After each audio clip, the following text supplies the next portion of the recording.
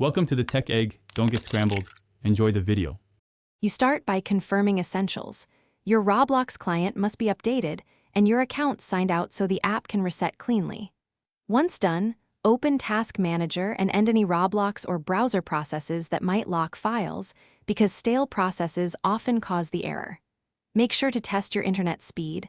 Low bandwidth or high jitter will trigger connection failures. Now, restart the Roblox launcher as administrator so file permissions don't block repairs. This kicks off the real fix. You next repair the installation directly. Run the Roblox installer over the existing folder so damaged files are replaced without losing settings.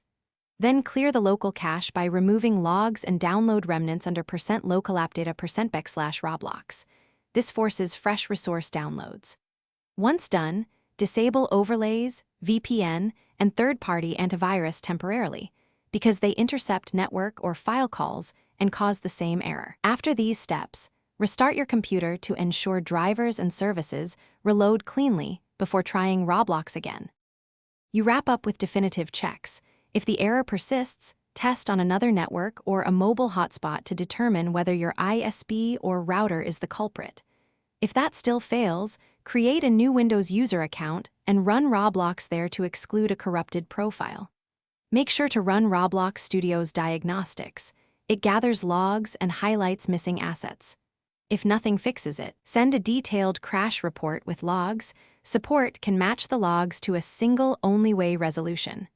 One tip: keep a copy of logs before reinstalling. Thanks for watching. Consider subscribing if I helped unscramble your problems.